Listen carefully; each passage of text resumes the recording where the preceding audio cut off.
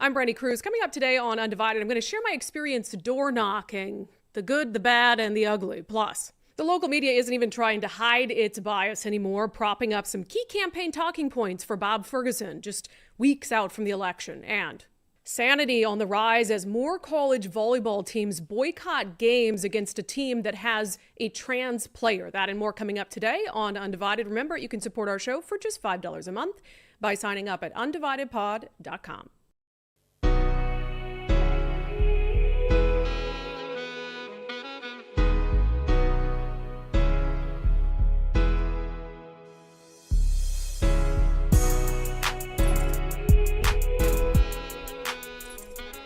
Hello and welcome to Undivided. Thank you for being here. Thank you so much for your commitment to giving common sense a comeback. I'm Brandi Kruse. A lot to get to on the show today. We're going to talk about the absolute failure of the media quite a bit, which seems to get worse and worse as the election nears. I mean, when I was in mainstream news, you were very careful about the kinds of stories you covered, the way you covered them, especially in the days and weeks leading up to an election, because you didn't want any sort of allegations of bias or impropriety. You always talk about the October surprise. Well, the October surprise would have to be pretty dang big. Again, this is when I was in news, to go with it, pretty solid, pretty significant, because you wouldn't want to do something that people would consider like a off-the-cuff hit piece against a candidate right when people are voting, because you would never recover from the allegations of impropriety.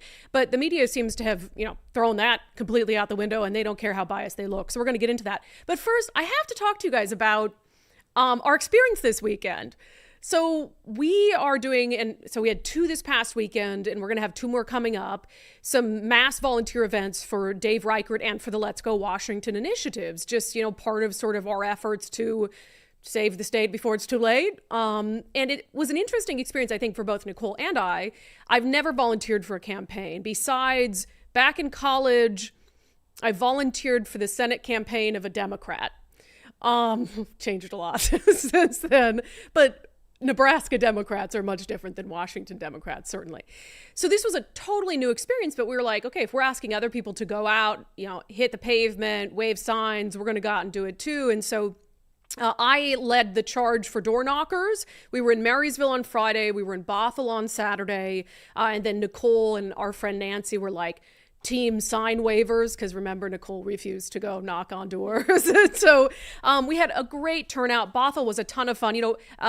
Marysville, we did it kind of during work hours. And so definitely when we went out door knocking, there weren't as many people at home, etc. So Bothell was, I think, a unique experience. Here's a couple of the images of folks out in Bothell sign waving, just having a good time. Started out as a chilly morning, but really picked up. So I'll say there were a lot of fun things about doing this. I mean, overall for me, it was a really positive experience. I'll get into some of the things that happened door knocking, but I know for Nicole and for the group out there in Bothell, how many times do you think you were flipped off, Nicole? Well, so in Bothell, none. None in Bothell. I heard one person thought they saw a finger, but most people were a thumbs down. So that was very Thumbs nice. Down, not a middle finger. Right, okay, exactly. Great. But in Marysville, thank you. Very surprising. Different. Lots of fingers That and is lots so of people surprising. screaming out their window at us. It was very interesting. Yeah, in fact, we have a video. So this is from Marysville? Well, yeah, it's not quite down. Oh, that's there. all right. Okay, let me know when you have the video. Right? The flip-off video? Yes, I have a flip-off video. Okay, let me know when it's ready. Okay, it's almost ready. Because in Marysville, the Reichert volunteers got to the park, right? And Yes. they said within moments, somebody called them an a-hole, just went up to one of them and called them an a-hole. Like, they're just unloading at the park, like setting up, getting stuff ready for volunteers. And some dude, this is like 3 p.m. on a Friday, comes by, he's walking his dog and just calls them an a-hole. And they're like, wow, this is really off to a good start. You have the video? It would never occur to me to react that way to somebody. And that's kind of what I want to get into, right? Yes, I do have a video. So here's the video. You can't really see it, but they got flipped off a few times in Marysville. That guy right there. Oh, in a truck too. Honk and finger. Somebody yelled at them and called them commies. And I'm thinking, oh yeah, one guy that doesn't was make sense. It's the sticking his head out the window yelling, and we had children there too. I was like covering their ears because I felt bad. It's like, do you understand like who Dave Reichert is? Maybe that was a Sammy Bird supporter who called him a commie. I don't know. So I just wanted to share a little bit about the experience because I think it speaks to this larger issue of these growing divisions and this growing vitriol. So I was out door knocking, right? And a lot of it, people aren't home, so you'll just leave some flyers. You're not knocking on random doors when you do this. You have an app that the campaign gives you, and it has some houses identified where they might think that they're not like a solid Republican or a solid Democrat. And so there might be an opportunity to sort of chat with them about Dave Reichert, about the initiatives, and sway them a little bit. So you already know going into the door knocking experience that like you're going to get a mixed bag, right? And these aren't going to be like huge Dave Reichert fans, because that's just a waste of time to knock on those doors. I'll tell you, some of the door knocking that I did really surprised me, and I had a great time. For instance, in Bothell, the best door I knocked on all day, we walk up to it. I was with another woman. We walk up to it, and it has a Harris Wolz campaign sign in the window. I'm thinking, how did the algorithm send me here? Like, I almost didn't knock on this door. So I was like, screw it. I loved door knocking, by the way. I just loved it. And like, I'm not easily intimidated or scared. And if you're going to slam your door on me, that's fine. I'll just go to the next door. So I knock on this door, and a guy comes to the door who's, I would say, about my age. And I just said, hey, I know you got your mind made up in the presidential race, but hear me out. We're talking to voters about the race for governor. Have you made up your mind? And he says, actually, no, we haven't. And so they've made up their mind for the presidential race, but not the governor's race. We talked to this guy for 20 minutes. And we talked to him about Dave and about Bob, and I talked to him about the initiatives. And it was the best conversation I had all day. I love that. I don't know how he's going to vote. It's not my business, frankly, but I think there is a better likelihood than not after our conversation, he votes for Dave Reichert and he supports at least some of the initiatives. So it's instances like that kind of like restore my faith in humanity, that here I had prejudged this home based on, I'm still judging them for the sign in their window, but, to each their own. And it was it gave me like the best feeling all day. Yeah. Leaving that home. Another sort of observation that I had were the Democratic Party is absolutely sleeping on the Asian community. Absolutely. I didn't knock on one door and talk to someone who is East Indian or Asian who said they were voting for Bob Ferguson. Those were my easiest doors all day because they're like, I'm voting for Dave Reichert. Well, don't tip them off. Don't tip what off? I mean, Democrats? yeah, in case they're watching. They think that is totally captured, right? Right. So that was, again, heartening, where I'm like, that's awesome. And then there were the doors that just depressed me. So I can never put myself in the mindset of someone who would act like such an ass just because someone came to their door who disagrees with them politically. Like, we went to this door and it was sort of an older gentleman. Hey, we're talking to voters today about the race for governor. Are you voting? And I had this Dave Reichert pin. And I think the woman I was with at the time had a Dave Reichert t-shirt. And he goes, no Dave Reichert here, slams his door like as hard as he can muster. And I'm just thinking, I would never act like that. How would you act, Nicole, if somebody came to your door knocking for Bob Ferguson?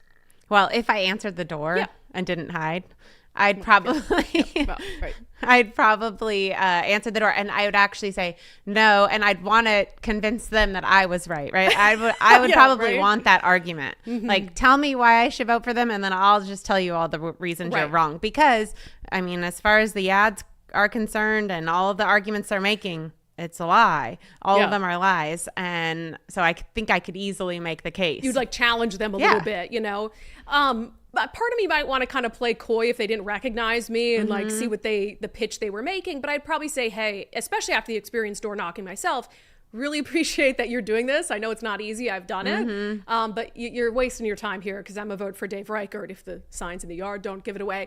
I just can't imagine myself losing my mind at strangers because I didn't support a political candidate they came to my door for. And I've got to be honest, I'm not saying that there wouldn't be some Republicans who would probably act the same way. I'm not saying that there wouldn't be some Republicans who, if a Bob Ferguson volunteer came to their door, like, were less than polite to them. But I will stand on this. I think the Democrats are more unhinged. I absolutely think they are, because the things we were hearing out the window, I have not heard from the other side or heard any complaints of people yelling anything like that from their cars. Like I said, that in Everett or in Marysville, it was hostile at moments, and it was just bizarre to hear people freak out like that. And I mean, like I said, a lot of fingers up there. Now, like I said, Bothell was better and not as many fingers, and I'm all for the thumbs down. Yeah. Fine. No thanks. Thumbs down. Thank you. Whatever. I'd probably do the same. Speech. I'd probably do the same. No, I'm good. Bob Ferguson, like, no thanks. That's very polite. I give you politeness on that. But no, there were people unhinged. It's a level of unhinged I don't think you see from Republicans in this day that tend to be a little more moderate and reasonable. And one of the things that kind of makes me believe that are the sign thefts. Mm-hmm. I have been unprecedented. I've never seen an election with this level of like sign thefts. I mean, I've experienced it. I put up some Let's Go Washington signs around my, neighborhood, and they were torn down within a matter of days. And I've just heard stories over and over. In fact, there's this account on X called Divest SPD. And they sent this tweet out. Nicole, if you want to go to this. Oh, sure. They sent this tweet out, keeping the city clean. And they showed a picture of Let's Go Washington signs in the trash. Okay? Great. And then someone added on to that, said, here's some for your pile. And it's Andrea Suarez signs in the trash, who's a more moderate option in the race for the legislative district in Seattle. And I look at that, and my first thought was, well, the Divest SPD account is run by a guy who quite literally used to live in China and work as a propagandist for the Chinese Communist Party. So if the guy who works for the Chinese Communist Party is the one who is throwing signs in the trash, there's a good chance that you should probably support the cause that he's against. So I'm like, yeah, I don't really, to me, that's like a commercial. The guy for the Chinese Communist Party doesn't support the initiatives. You should probably vote for them. But that just shows you, like, those are the kind of unhinged people. And then he got into the comments and he's like, well, I have a right to do this. I can do this. That's XYZ because they were illegally placed. No, even if you believe a sign is illegally placed, he said that these were illegally placed on like city strips or something. You actually can't, under the law, just rip them out. That's like saying that you could go around and write parking tickets because you believed a car was improperly parked. No, it's up to the city to remove signs, and there's a process that they have to go through to be able, they have to keep the signs, they have to try to contact the owners of the signs, etc. You can't just, as a civilian Chinese Communist Party propagandist, go ripping out signs that you believe are improperly placed. And I'm pretty sure you wouldn't rip signs out that you agreed with that were improperly placed. So no, you can't just do that. That's against the law. And so I hope if the Seattle Police Department is watching, you know exactly who this guy is. He's been on your radar. Justin Ward is his name. He's out protesting all sorts of things, very anti-cop. This would be a good opportunity to knock on his door and at least write him a citation for ripping signs out of the ground, because he literally tweeted out evidence that he did that. But again, I just don't think that that's something that, one, you see Republicans doing and openly bragging about, like literally posting a picture of the signs you ripped out of the ground and threw in the trash saying, oh, cleaning up the city. I just don't think you see that. There was this other example. This is out near me. And I don't know whether to laugh at this. I'll be honest. I don't know the full story behind this, but I can kind of put the pieces together and make an educated guess. So on an on-ramp to I-90, there was a sign. Nicole, if you could pull this up. Mm-hmm. On an on-ramp to I-90, there was a Dave Reichert sign, and it's like 30 feet up a tree. And it's interesting because when I took this picture, it was actually like a week earlier, I had seen it down low. It was at the bottom of the tree. And I thought at the time, like, that's a well-placed sign. I think it's on like just off the WashDOT right away, sort of in some private property. And it was down low, and I thought that's a great sign, right? When you're getting on I-90, a busy interchange. So I saw it, and then a few days I went back and it was gone. And you could only see a couple remnants of where it had been bolted into the tree that had been like ripped away.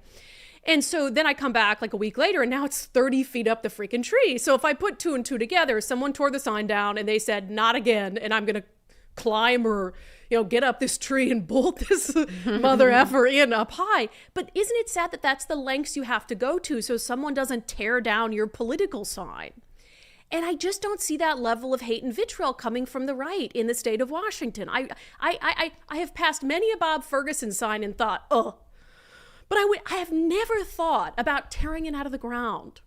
I've thought about, I should go grab one of the Dave Reichert signs I have in my garage and place it near it. I've never once thought about tearing it out of the ground. I'm not saying it doesn't happen, but not with the frequency that we've seen this election cycle. And I think what blows my mind about that is like, you have complete control of the state and that's still not enough. You have to quash any dissent, even if that dissent is a regular citizen who decides that they want to put a sign in their yard or they want to put a sign on a tree they own. That's like, you're so unhinged and you're so power hungry that you can't even allow a whisper of dissent. Like, you can't even tolerate someone coming to your door with a Dave Reichert pin on. And you've got to, like, 2 young women standing at your door. You've got to slam the door in their face as like an 80-year-old man as hard as you possibly can. It's like, come on, man. And they want to act like Republicans are the ones who are just like unhinged fringe lunatics. And we've been getting nonstop emails from listeners and viewers. Susie said, Dave Reichert signs keep disappearing around Montlake Terrace. I've looked online to get some. Delivery dates are too far out. Any tips on where we can get some? The sad part is they're not going to buy any more signs. They're down to like their last 100 that they need for events, and they need all the money that they have to put toward campaign ads on TV, so they're not going to do another run of signs. So then people steal the signs, and there's no sign to replace it with. Let's see. Yeah, we've been getting several of these. I won't read them all, but we've been getting several emails from people saying my Dave Reichert signs keep getting taken down. It's just insane. And if you've seen examples of Bob Ferguson signs being ripped out with vigor and thrown in trash cans, etc., let me know about it. I just don't see it. And I haven't been hearing about it. I haven't been emailed about it. So it's just wild stuff.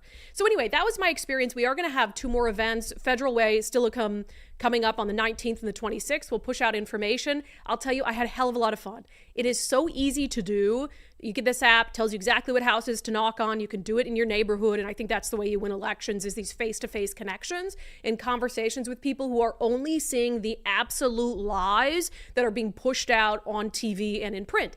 Speaking of, holy smokes, the media has given up on any semblance of fairness. They don't even care anymore if you call them out for bias. They don't even care to be perceived as fair. They can't. There's no way that they care, because if they cared, they wouldn't do stories like this. So Como News sent out a story today. This is the language that accompanied it on X. This just makes me sick. A groundbreaking law that forces companies in Washington state to reduce their carbon emissions while raising billions of dollars for climate programs could be repealed by voters this fall, less than 2 years after it took effect. A groundbreaking law that forces companies to reduce their... It's like, I retweeted that. I said, did Jay Inslee write this? Did Jay Inslee?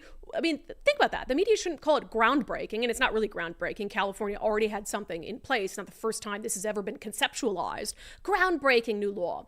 But if possible, the actual content of the article was even worse. Sometimes the headlines or the tweets that get sent out, they seem a little more biased than the actual article is. No, this is the other way around. So in all fairness, this is actually an article from the Associated Press.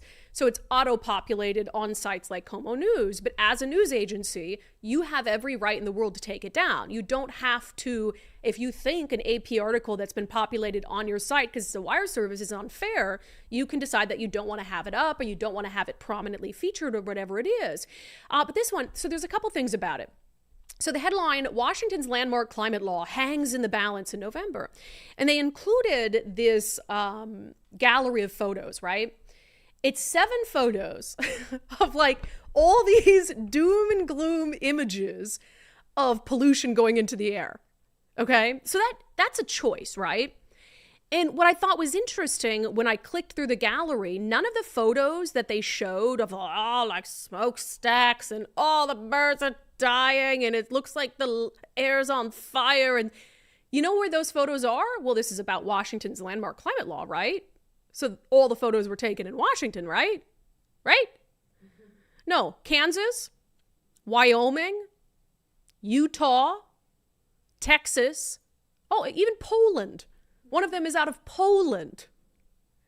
So they're including a gallery of all these doom and gloom, stuff into the air, and this is horrible, and this is about Washington's climate law.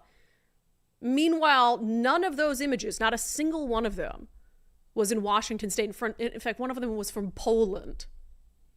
And couldn't you, again, if you're really an unbiased source of news and information, and you're including this photo gallery that seeks to tell this story about this law and the efforts to repeal, couldn't you just as easily include a picture of someone at the gas pump paying, $5 a gallon? Because that's part of the story, right? Couldn't you just as easily do that? But no, they made a choice to have, actually it was 7, 8, 9, 10 images, all showing pollution, none of them in Washington state. So that's a choice. But the way they frame the kind of two sides of this debate within the story is also very telling. And what I want to do this segment is kind of train you, if you don't know where you do this already, to look for these word choices that really are designed, whether they do it intentionally or not, to lead people to feeling a certain way, to influencing your emotions around a certain issue. So it says a groundbreaking law that forces companies in Washington state to reduce their carbon emissions while raising billions of dollars for climate programs could be repealed by voters this fall, less than 2 years after it took effect. The Climate Commitment Act, one of the most progressive climate policies ever passed by a state legislature, is under fire from conservatives, who say it has ramped up energy and gas costs in Washington, which currently has the third highest gas prices in the nation. The law aims to slash emissions to almost half of 1990 levels by the year 2030. So what stands out to you in those paragraphs to you? To me, that word of under fire from conservatives, that really stands out to me because we already know that actually more Democrats and independents signed on to the initiative to repeal the Climate Commitment Act than conservatives. But that's not articulated at all in this article, and it's much easier for them to paint it as conservatives bad, conservatives evil, conservatives want to hurt the environment than it is to say 450,000 Washingtonians who actually, were more Democrats and independents than conservatives supported this effort, right? Because they're trying to paint a picture, and it's much easier to vilify using conservatives. And also when they say the law aims to slash emissions to almost half of 1990 levels by the year 2030, there was nothing in this article that pointed out that there's nothing that they have in place to track whether they're actually doing that, and it's not possible. It's actually mathematically, practically not even possible to do that. So there's, and we've on this show talked about the science of that. You'd have to have a third of the land mass east of the Cascades be converted to wind farms or solar energy, and even that wouldn't be enough. So you'd have to have offshore wind farms, and it would reduce the global temperature by 0.03% by 2050. So the goal isn't even feasible. It's just some date they came up with and measurement they came up with out of their what, and they just threw it out there and said, this is so great. So, here you have this thing again, blaming conservatives and then buying into whatever the side in favor of the Climate Commitment Act says, putting it out there as gospel. This is what it's going to do, and we're not even going to point out that that's not feasible. Let's continue. Because I just think it's fascinating how in this one article, again, it's an AP article, but I blame Como News too, because I've given Como News a lot of credit for being one of the stations I felt like was least captured by the left, but then they're just pushing this propaganda out there to their readers and their viewers. It says, again, pay attention very closely to the word choice here. A diverse coalition is behind the movement to keep carbon pricing, including most of the federally recognized tribes in Washington, some of its biggest tech giants, national environmental groups, TV personality and science advocate Bill Nye the Science Guy, and even at least one fossil fuel company. Okay? So they're like, wow, diverse coalition, all these places, it's so great. And then it says, for months, Let's Go Washington, which is primarily bankrolled by hedge fund executive Brian Haywood. It's and then you go back to the conservatives. Nothing in here about all the regular Washingtonians who are really hurting financially who have supported this effort. Oh, diverse coalition, everybody loves the Climate Commitment Act. Hedge fund executive Brian Haywood, rich conservative man bad. It's so transparent. And then they mention in here that he's been holding these events at fuel stations to speak out against the hidden gas tax and lowering the gas prices by $1 for 2 hours and subsidizing the difference. But nothing in here about the bribes that were sent out to energy to energy customers by the government to try to sway their vote. So it's only okay when the government tries to bribe you, not okay when Brian Haywood allegedly tries to bribe a handful of people with lower gas at these events. Let's do one more here. This is what really gets me. Again, they're taking the language the government, the supporters of the CCA spew. they're taking it and those points and those arguments, and they're inserting it directly into a news story as if it's their own language, so they're just being captured. It's the language of the government that ends up being the language of the news reports. It says supporters of the policy say not only would a repeal not guarantee lower costs, but billions of dollars in state revenue for years to come are at stake. Remember how Jay Inslee said that? He went from lie to lie to lie. He said it'll only increase gas prices by pennies, the CCA. And then he said, oh, well, after it increased like 50 cents, he's like, well, it's a gas line, it's under maintenance. And then he blamed greed. And then he said, well, even if you do repeal it, there's no guarantee gas prices will come down, which is just absurd. And so Associated Press just adopting that sort of argument. And then it says the group behind the repeal effort, Let's Go Washington, says the carbon pricing program has increased consumer gasoline costs by between 43 and 53 cents per gallon, citing the conservative think tank Washington Policy Center. So first of all, that's just a fact, right? That's just a fact by the numbers. And yes, WPC has been tracking that because no one in the media would. Very few in the media would point out that Governor Jay Inslee's own staff went to the legislature back in like 2014, the first time they pushed this carbon pricing, and at the time told the legislature, hey, this is going to raise gas prices. That's what it's designed to do. And here's about by how much. So they even predicted it. And then fast forward when they finally got it passed and said, oh, we never said that. And now you have the Associated Press saying, well, the conservatives claim it's increased gas prices. No, it did increase gas prices because it's just a mathematical equation, right? If the carbon auction, the carbon credits get sold for X amount, that will lead to X amount of increased costs, which of course they're not going to absorb because no private business would. So they're passing it on to customers. But they have to, and it's by design. They have to say, but that's only according to a conservative think tank.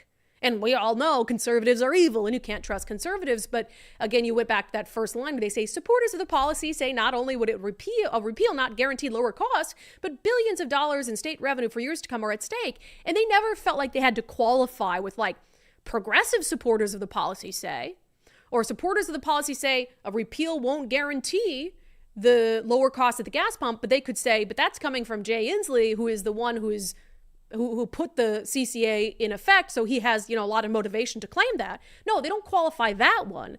They qualify the statistic that you can actually prove on paper, and they qualify it by saying, oh, it's from conservatives. It's really wild stuff. It's downright depressing.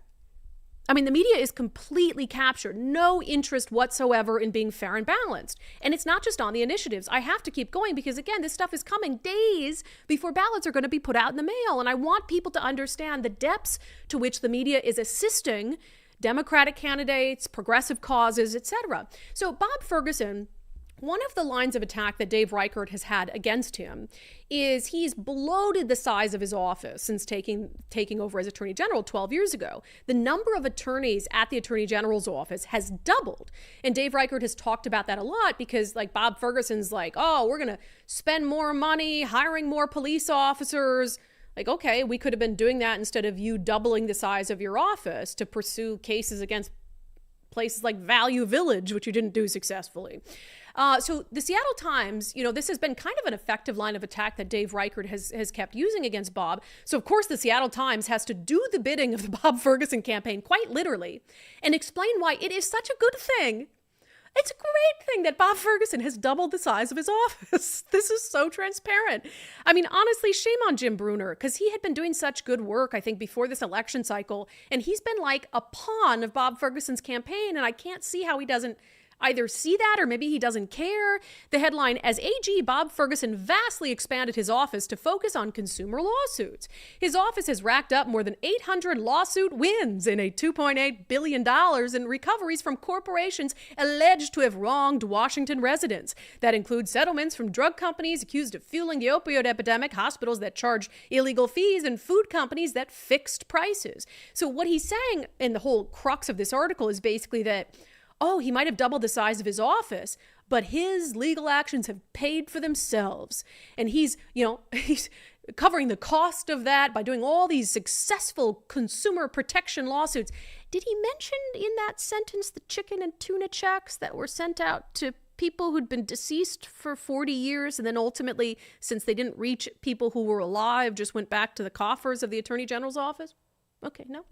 Let's see. It says, that has created a loop of growth, allowing Ferguson to more than quadruple the number of attorneys in his consumer and antitrust divisions, while also creating new units taking on civil rights and environmental cases. The budget surge has also helped pay for 99 lawsuits filed by his office against the presidential administration of Donald Trump. In what way does that not read like a campaign press release from Bob Ferguson himself? It reads as exactly that.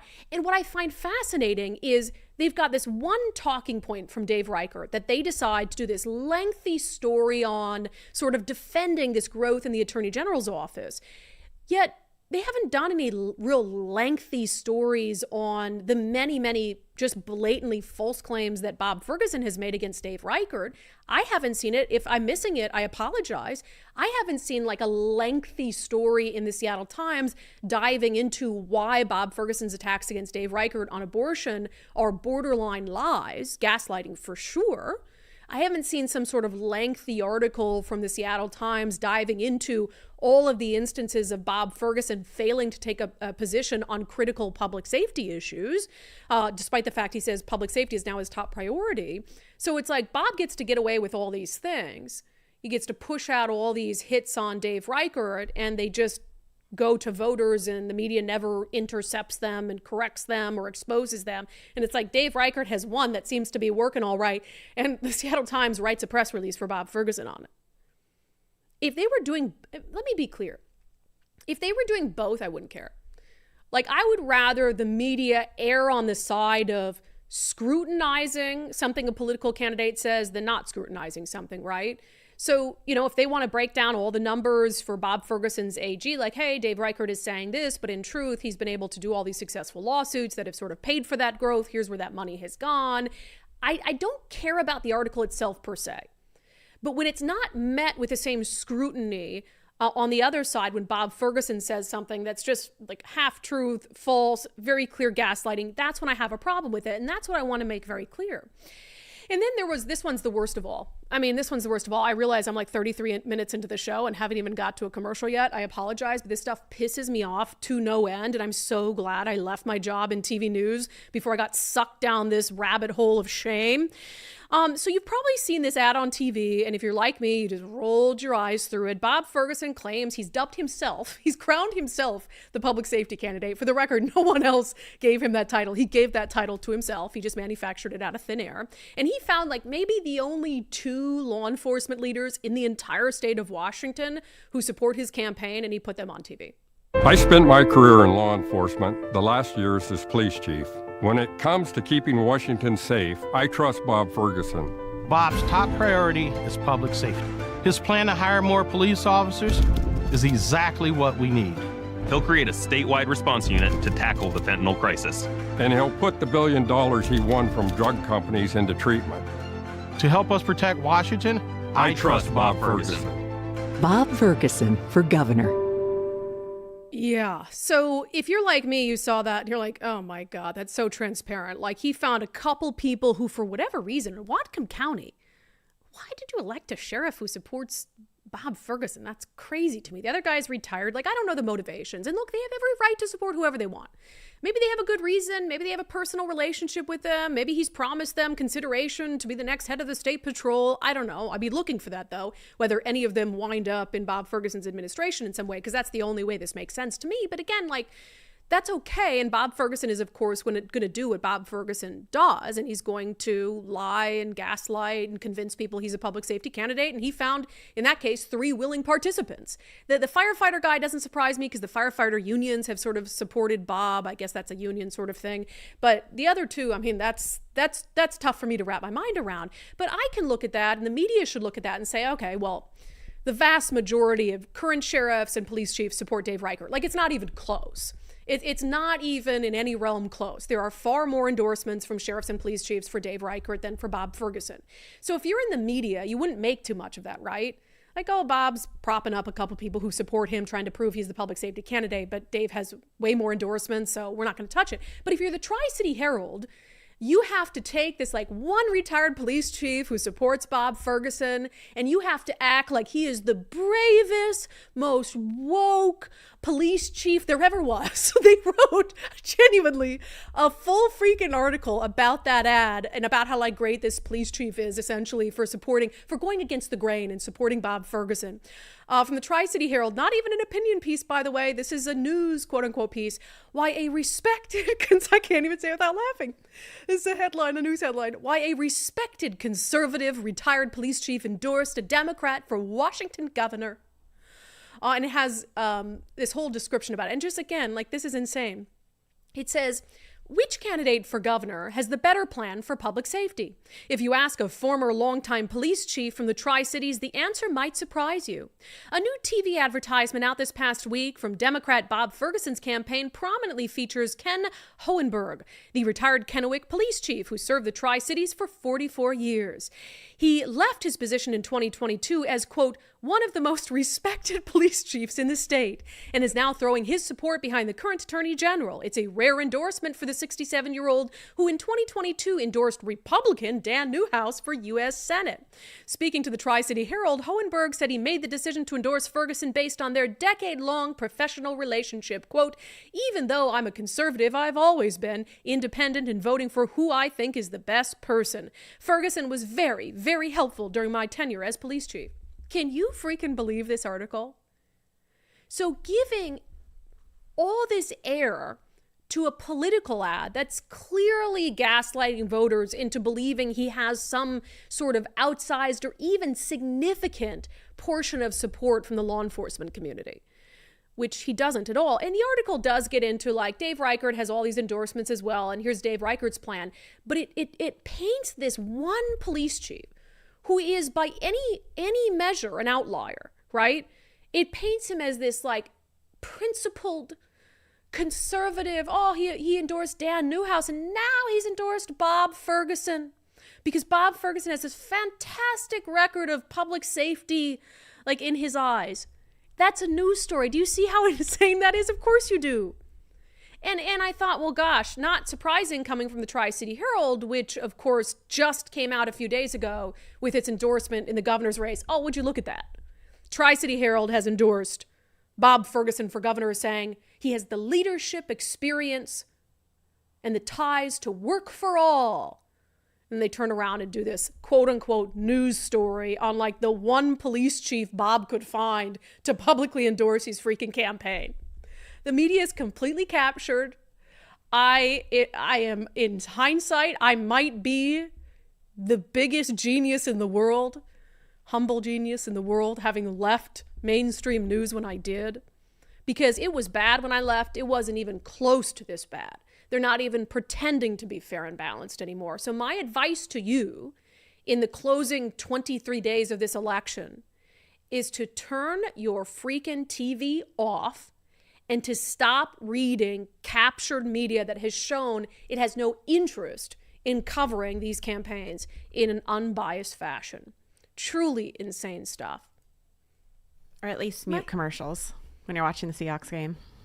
Oh, yeah. When you're watching the Seahawks game, poop. I mean, I don't watch the Seahawks anymore because of what they did to Dory Monson, so they can lose every single game from now until the end of time and kick rocks, and I just genuinely don't care. Wild stuff. Support that. Some of those people are gone now, so that's why I do again. No, I'm still not going to, because they're still a woke organization until they prove otherwise. Sorry, we're 40 minutes into the show. I just had to rant about all that stuff because it's wild, and that's just a taste of it. That is just a taste of it. All right, we're gonna move on. Coming up next, first, if you're thinking about selling your home this year, check out a few real estate agents. Maybe you call the one that your mom's sister's stepson's best friend from high school used and see what they have to offer. But don't choose one until you've reached out to our friend Wes Jones of sellwithwes.com. We have a lot of undivided viewers and listeners who've used Wes to sell their home and to buy a home. We don't talk about that as much as well, but you can also use Wes if you're out there looking to buy a home. But we talked to retired Seattle police officer Mike Boggs, who utilized Wes's listing boost concierge service and just could not believe how fast his home sold. Wes came out and met with us, and we told him what our concerns were, and he mentioned the concierge service, and we did take advantage of it. And it was, I think, the smartest thing we've ever done as far as selling a house. We sold in 6 days for a full asking price. was really amazing, especially in, this isn't the greatest climate for house sales right now. And that's one of the concerns we had was we're, building a house. And so you have to kind of time this correctly so that you have the proceeds from the house that you're selling to put towards the house that you're going to be buying or building. And we actually put on the market a little sooner than we thought we needed to. And it sold so fast that it was, this is fantastic. Yeah, so check out Wes Jones, sellwithwes.com, sellwithwes.com. He'll start by giving you a free market analysis so you can see how much your home is worth. It might be worth more than you think. Sellwithwes.com, a better way to sell your home. All right, apparently a California sheriff is simply over-exaggerating a potential third assassination attempt on former President Donald Trump. Let's talk about it in our segment, Unbelievable.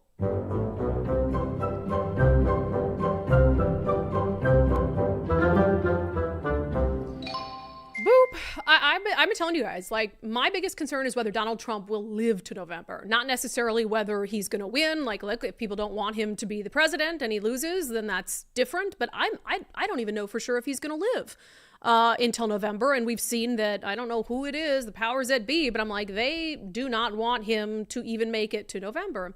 So I don't see how anybody could paint this any other way. Like a thwarted third assassination attempt on former President Donald Trump. So there's a guy named Vem Miller, 49 years old. He's caught at a police checkpoint, allegedly trying to get into a Trump rally, had a phony press pass. His car was unregistered. Police searched the vehicle. They found fake passports and driver's licenses. They found a shotgun, a loaded handgun, high-capacity magazines. And Sheriff Chad Bianco, who is someone we've had on the show before, I think it's Riverside County, California, he comes out, has a press conference where he's saying as much. Like, look, we essentially thwarted a possible assassination attempt. That's what all signs point to against former President Donald Trump. And the media had the audacity to act as if he was, like, over-exaggerating. No matter what, it's all going to be speculation about what his intentions were getting there. What we do know is he showed up with multiple passports with different names, an unregistered vehicle with fake license plate, and loaded firearms. If you're asking me right now, I probably did have deputies that prevented the third assassination attempt. If we are that politically lost, that we have lost sight of common sense and reality and reason, that we can't say that, holy crap, what did he show up with all of that stuff for and loaded guns, and I'm going to be accused of being dramatic. We have a serious, serious problem in this country because this is common sense and reason. I saw some of you there yesterday. You didn't have guns and fake IDs. I don't know how else to explain it. God, I love that guy. And he's right. And it's like, in what world would we seek to downplay a situation like that when you already have someone who's been shot once, who barely escaped being shot twice by a guy who was hiding in the bushes for hours on end with a rifle pointing out at the golf course where he was playing golf, and an instance where if this had been a Kamala Harris rally and you had like some Trump supporter who was trying to get in with a fake press pass, loaded guns, fake passports and fake driver's licenses, you really think that the media would say, hey, are you overhyping this? Are you exaggerating? We don't know what his intention was. No, they would be like, a Trump supporter came to kill Kamala Harris. And I would probably say the same thing. If you had someone with loaded guns trying to get into a rally under fake false pretenses, I'd be like, yeah, that person was probably there to try to kill Kamala Harris. Like, do we really need him to tell us that that was his intent? No, we can say we don't know for sure, as the sheriff did. We'll have no way of knowing for sure unless he tells us, but we're not dum-dums. We can put all the pieces together and say, hey, he was probably there with malintent. And given the fact that Donald Trump, has survived 2 assassination attempts, we should absolutely, all of us collectively, be taking this very, very seriously. Why would you waste a breath, a line of print, airtime on questioning whether the sheriff is overhyping this, given the circumstances that we know? That, again, is the state of the media. And it is truly unbelievable. See how I kept that segment short? You're welcome.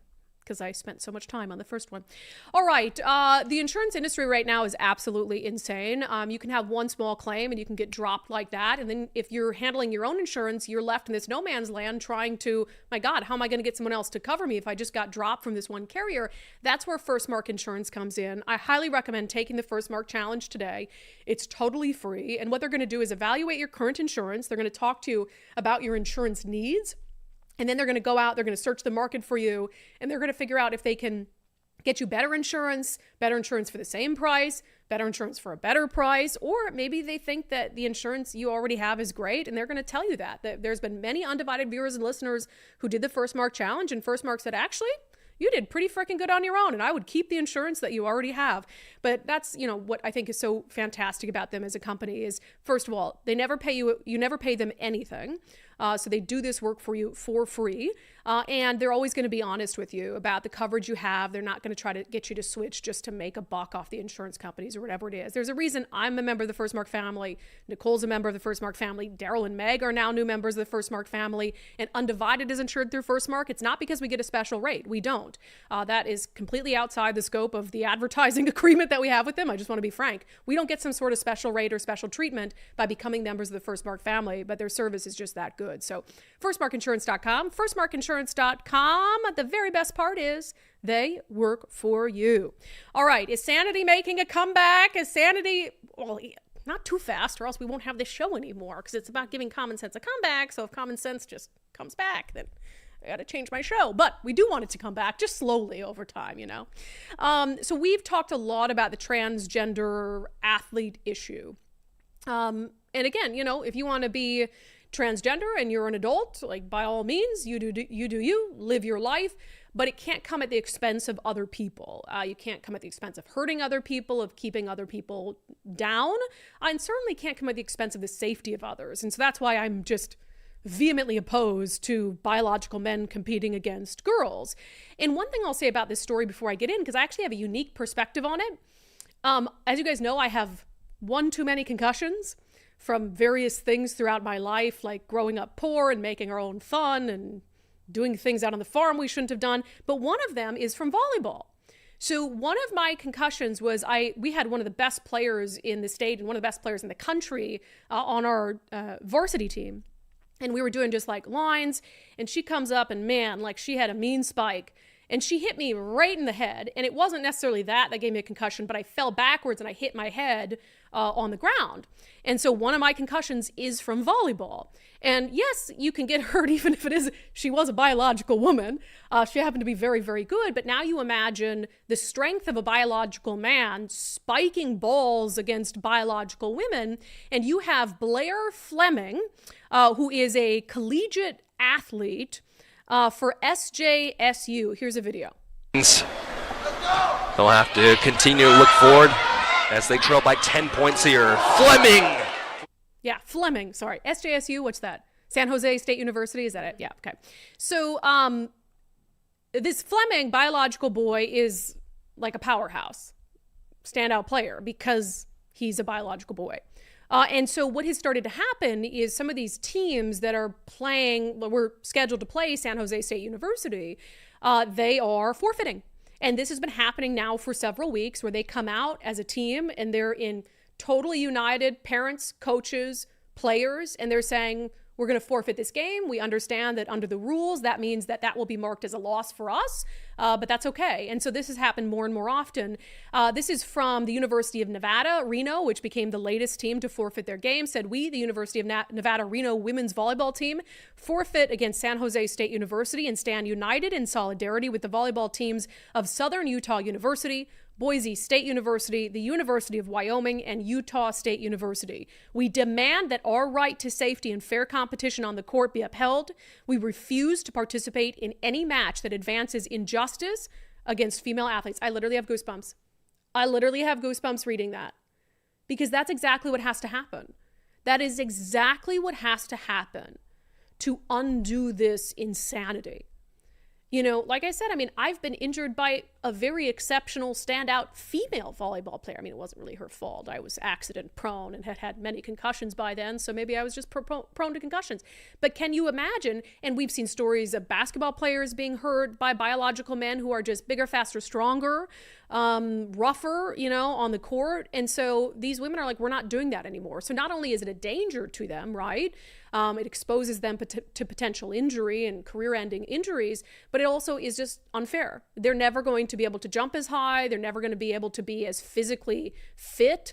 And so they have decided collectively that they're not going to play. And for one team, that might not make a difference, but when it's 2 teams, when it's 3 teams, when it's 4 teams, do you really think that the female players on San Jose State University want to win by default for their entire season?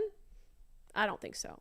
I think when you're competing at that level, you want to compete and you want to win. You don't want games handed to you. You don't want to be the best, the best team in the conference because nobody else will play you because they all quit and forfeit because you have a man on your team.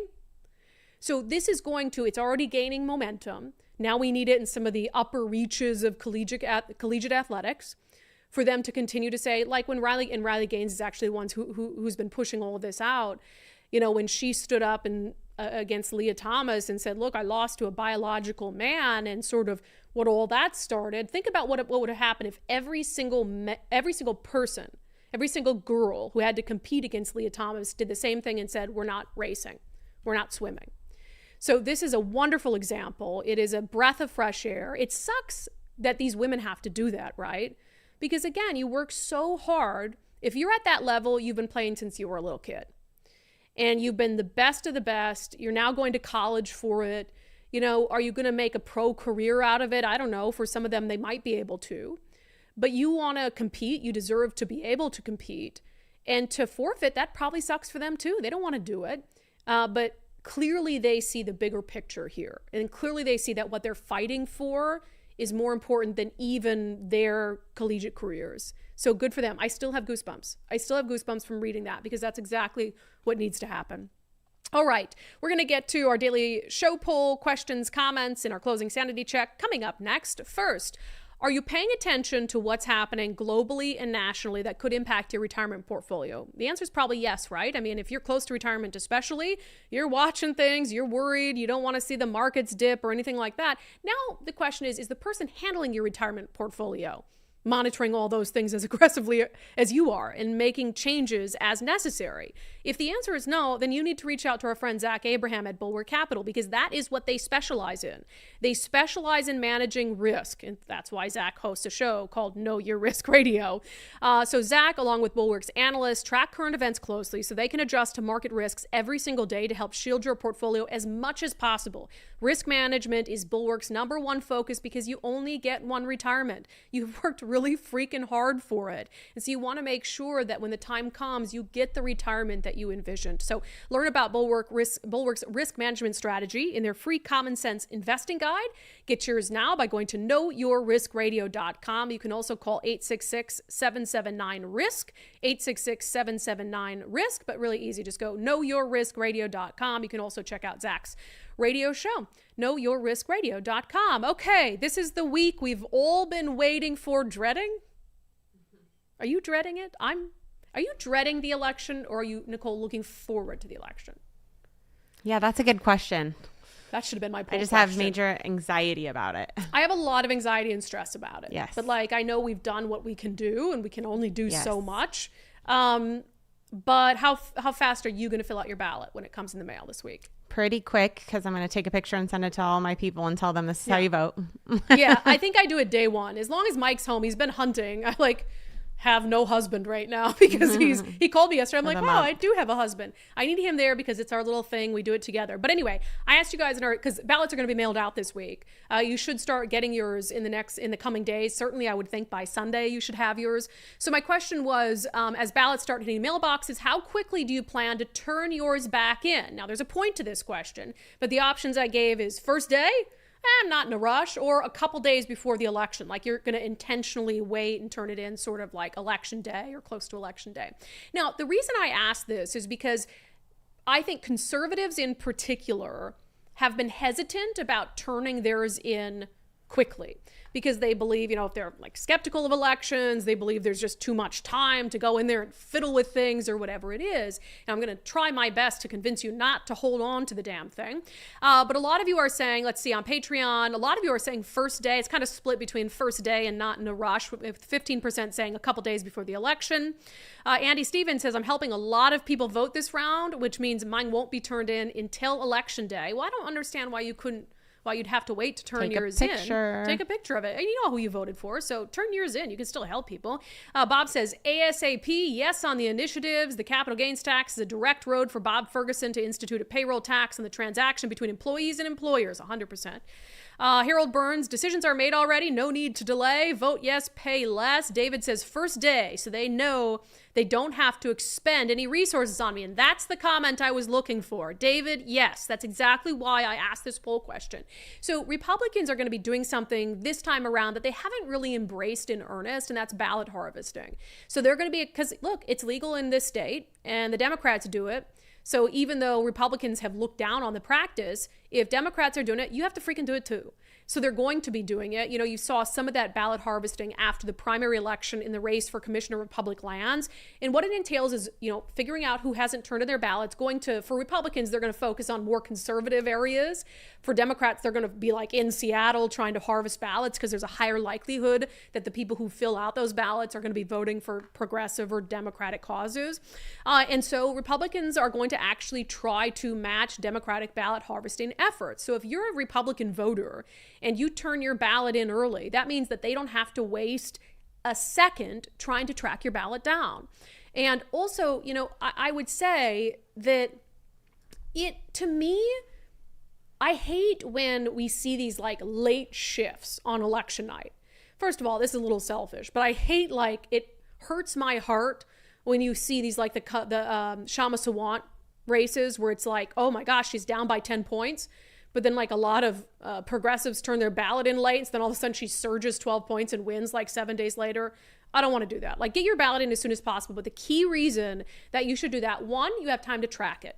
So you have the little printout. It gives you a QR code in most counties, I think, where you can track your ballot through the process and you can know when it's picked up from the ballot drop box or whatever it is, when it's been counted, and you actually can see that, right? I think that gives people a lot of peace of mind. It's something that I check, so you have time to be able to track it and make sure if there's any issues with it, you can cure your ballot, you can fix a signature. But the biggest thing is, especially if you're voting for Republicans or conservative causes or you're supporting the initiatives, do not make those campaigns, don't make the party, don't make Let's Go Washington spend 1 cent or 1 second of energy harvesting your ballot. Let's make sure those resources are spent where they need to be spent. Let me get a couple more responses to that, though, because I'm curious. A lot of you are saying, I'm not really in a rush. That's fine. You have to do it day one, but don't linger, okay? Don't keep it till election week. Weiss Castle, usually there's at least one race that I put off voting for until I get more information. Yeah, that's fair. You don't want to, if you're undecided on some things, you have to look into it. Crafty Grandma, crispy early voting is going to be critical to ensure no time for fraud. All right. Yeah. To me, I'm going to do it as soon as humanly possible. Some other comments for the show today. Two Ladies Midwest Adventures with a $10 super chat. Thank you. Brandi, what 2 books would you recommend for 2 teenagers to read to help them today? I guess I don't understand the question. What books would you recommend for 2 teenagers to read to help them today? Boop. I think in today's world, maybe. I'd have to know how old the teenagers are. So 2 Ladies Midwest Adventures, you comment and I'll give you an answer on the show today. How old are the teenagers? Yeah, like a historical book. I think they're both to help them in what way? Because I have a lot of recommendations, but it depends on what kind of help they need. Mm-hmm. Amanda Chang, the big Dave sign in Tacoma by the Dome has been taken. It's horrible. See, it's insane. It's literally mental. And I'm going to go by and see if that Dave sign way up in the tree is still there, because I know that better would take, again, I don't know for sure what happened, but what else could have happened? It was down low one day, gone the next, and then it was like 30 feet up in the air. Just ridiculous. And again, you don't have the right to remove signs. Now look, if somebody puts a sign in your yard, pull that freaking thing out. I don't care if it's a Dave Reichert sign or a Bob Ferguson sign. If you didn't put it there, take it out. I actually think the law is a little weird with that, though. Like, you're supposed to find the owner of the sign. I don't know 100%, but most instances, you are not allowed by law just to rip the sign out. And even if the city, if you misplace a sign and the city workers take it down, they have to hold on to that sign for a certain number of days and try to contact, the campaign so they can pick up the sign, because it costs money, right? So there's a lot of rules around it. You cannot just go rip a sign out. And I am all for throwing the book at some of these people. Like that guy. I think that's what needs to happen, is we don't hear about people that do this getting consequences other than the one superintendent. But so put some video. Yeah, put some video cameras on them and let them try. But but I think we need to hear more people getting in trouble for these things in order to discourage the activity. Well, this Justin Ward guy, police know where he lives. Like, he is no stranger to, activism and stuff. They know where he is. He literally posted a photo of signs in the trash, and then went on to explain, well, I took them from X, Y, and Z, and you can't put them there anyway, which, again, you can't legally do. That's like me going around writing parking tickets. Not your place to do that. So the police need to give him a citation. You have to punish people for breaking the law, especially around election issues. And I've said that with fraud. I think fraud is very, very rare. I think opportunities for fraud are less rare. I think actual voting fraud in this state is fairly rare, but you have to throw the freaking book at people who do commit it, or else how are we supposed to take you seriously that you're actually interested in protecting the sanctity of elections? All right, Amanda, oh no, I already read that. Sailor Man, during the Bush-Cheney years, considered myself a Democrat, never had concerns about expressing political views. Now, as a Republican, I had to remove all Trump stickers due to constant vandalism. Yeah. My husband has this dream of going around Seattle sticking Trump stickers on people's cars. I don't think he'd actually ever do it because he's so straight-laced. Yeah, he wouldn't. But I like that he dreams of things of it, right? Of things and then like just that. Waiting in the wings and waiting for people to come back to see their reaction. Oh my God. It's like worrying about your car in Seattle. It's a serious mental health issue afoot that people lose their minds in the way. It really is bad. Mo Sterling, there are posts on Reddit encouraging this. Mo, email them to us. I would love to see the posts on Reddit encouraging people to do this. But I just have to reinforce, you have complete control of the state in almost every level of government, right? Counties, cities, all with a few exceptions, your progressive policy agenda just sails through no problem. They're feeling nervous, maybe. But you're so, I don't know. You're so unhinged and have to hold on to complete control that you can't even tolerate. Imagine the triggeredness that would occur to get out of your car and rip down a sign for a candidate you don't like. It's really wild stuff. Nancy Zika, I turned out for sign waving in Marysville at the end of the shift. Walking to my car, a woman yelled, "You're carrying a horrible sign." I replied, "Not to me." And she yelled back, "You must be a horrible person." Oh, Nancy, I'm sorry that happened to you. Isn't that crazy though? And I wanted to, again, I'm not making a practice out of going door to door for candidates. I think this has been an exceptionally different campaign cycle for us. But I wanted to go back to the door of that old man and just say, hey, you don't have to be rude. That's okay. Vote for, and every door I left, even if it was someone who said, I already made up my mind, I'm voting for Bob Ferguson, I'd say, regardless, make sure you get your ballot in. That's what I'd always tell them. Get your ballot in. Democracy is democracy is king. And if more people want him than not, that's totally fine. I don't have an issue with that. But I wanted to go back to that old man and just be like, man, you don't have to be a jerk. Vote for who you want to vote for. That's okay. Don't slam the door on us and act like we're evil. It's just a weird thing. Man. But I did have fun door knocking, for the record. That was a rare example. Can I tell you really quick about one of my favorite moments? Yes. So besides the guy with the Harris sign in his window, so this was it was in Marysville. So it was our last door of the day, because you get the app and it has all the little houses highlighted that you're going to go to. So it was the very last highlighted house. And I was like, please let this be a good one, because I didn't want to end the day on a screw you lady or something like that. So we go to this door, and it's me and two other women. One of them was my friend Sarah from yoga. And we go up to this door, knock on the door, and it's this beautiful young Latina woman, probably 25. And just gorgeous. She was she was late coming to the door. She said she was getting dressed, totally stylish and all this stuff. Oh. And I think I judged a book by its cover, and I'm thinking, oh, damn voter, just she just young, cute, hip, fashionable, all this stuff. So I said, hey, we're talking to voters today about the governor's race. Are you voting? And she said, honestly, She said, I don't want to sound like a conspiracy theorist. And I was like, my ears perked up because I'm thinking conspiracy theorist, like my kind of conspiracy theorist or what? She said, I just don't think my vote counts. And I was like, oh no. I was like, I hate to hear that. I was like, it's so easy to, you know, are you even registered and stuff? And she said, and she put her hand out and she's like, and even if I did vote, I wouldn't vote blue.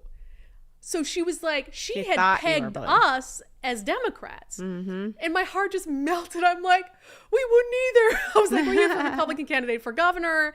It was just this interesting exchange where I think she had pegged us a certain way. I had pegged her a certain way. And it turned out she was one of us. You think she's going to vote? I do. I think she was going to register. I kind of told her where she could go. And we met. So just do us a solid. Yeah. I was surprised by the number of people we talked to who said they do not vote and are not. In fact, one guy, and we actually, I think, won him over. I think he was going to go back inside and register. He was disabled, said that he didn't vote because like he was disabled and couldn't even get to the polls even if he wanted to. He didn't even realize it had been so long since he voted. I mean, what, 20 plus years? He didn't even realize ballots came by mail. Aw. I know. And I was like, holy smokes. And he was a all the issues, total Republican voter, Dave Reichert voter, supportive of the initiatives when we describe them. But it's just fascinating to meet people who really are that disconnected from politics.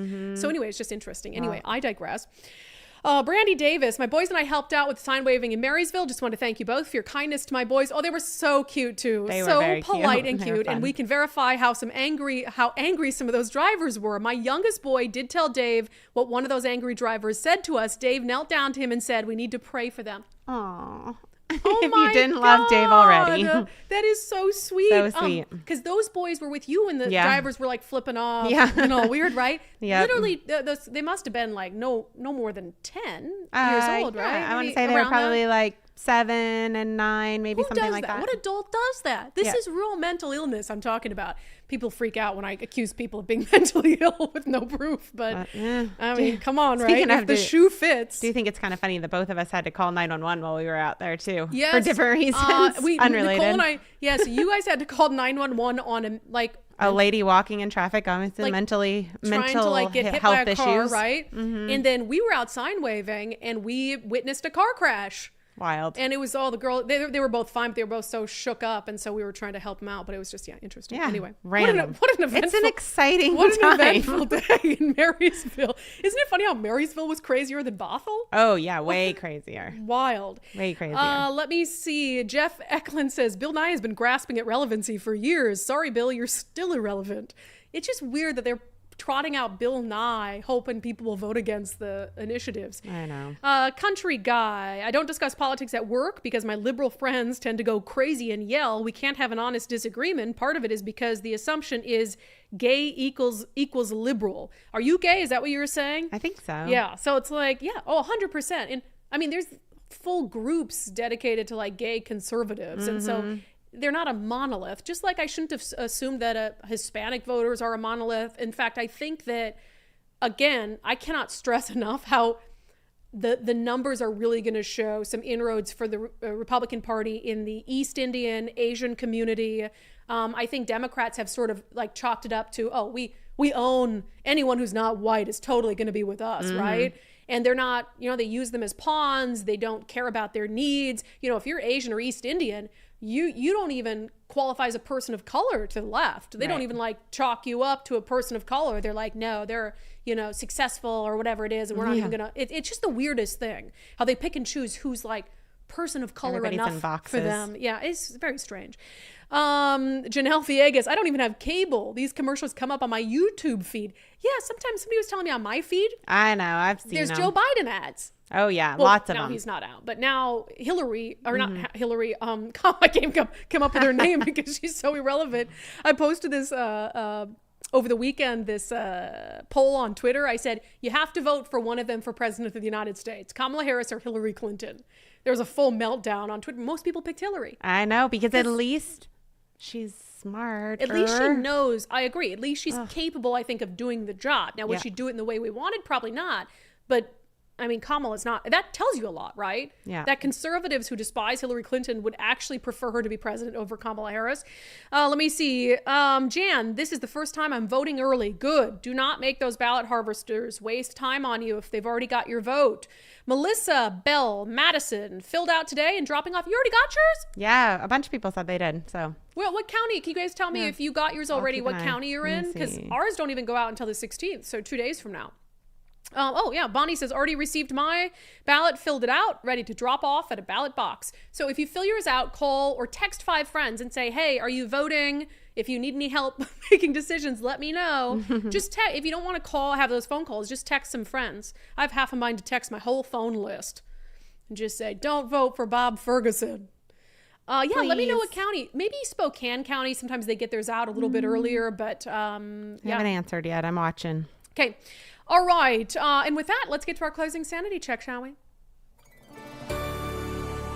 So remember the whole story about the Venezuelan street gangs taking over apartment complexes, etc., in Aurora, Colorado? Well, J.D. Vance was on ABC News talking to someone who has traditionally been okay, Martha Raddatz, and she's sitting there accusing him. This is very similar to the Sheriff Bianco story where they're like saying he's overblowing a very clear potential assassination attempt, where she's saying, aren't you spending too much time focusing on this? It was just a couple apartment takeovers. The incidents were limited to a handful of apartment complexes, and the mayor said our dedicated police officers have acted on those concerns. A handful of problems. Only, Martha, do you hear yourself? Only a handful of apartment complexes in America were taken over by Venezuelan gangs, and Donald Trump is the problem and not Kamala Harris's open border? Americans are so fed up with what's going on, and they have every right to be. And I really find this exchange, Martha, sort of interesting because you seem to be more focused with nitpicking everything that Donald Trump has said rather than acknowledging that apartment complexes in the United States of America are being taken over by violent gangs. I worry so much more about that problem than anything else here. We've got to get American communities in a safe space again. And unfortunately, when you let people in by the millions, most of whom are unvetted, most of whom you don't know who they really are, you're going to have problems like this. Kamala Harris, 94 executive orders that undid Donald Trump's successful border policies. We knew this stuff would happen. They bragged about opening the border, and now we have the consequences, and we're living with it. We can do so much better, but frankly, we're not going to do better, Martha, unless Donald Trump calls this stuff out. I'm glad that he did. Yeah, I mean, I can't say it any better than J.D. Vance did. Said, do you hear yourself? You know, how many takeovers of a dangerous Venezuelan gang on U.S. soil are acceptable to you, Martha Raddatz? Absolutely insane. That has been your sanity check for today. That has been today's episode of Undivided. If you have not checked out our Sunday show yet this week, please do. We're going to play a clip from it tomorrow with Mike Solon, the president of the Seattle Police Officers Guild. I've interviewed that man many times during some real dark moments for the men and women of the Seattle Police Department. I've never heard him that emotional or that concerned about what could happen to public safety in the state of Washington, depending on the results in November. It's really quite the conversation. So you can sign up and support the show for just $5 a month to get access to that exclusive Sunday show, Sundays with subscribers, undividedpod.com, undividedpod.com. We'll see you back here on the live show tomorrow at noon. Sounds like those ballots are already coming in Spokane County, Mason County, Thurston County. Vote wisely and encourage your friends and your neighbors to do the same. See you tomorrow.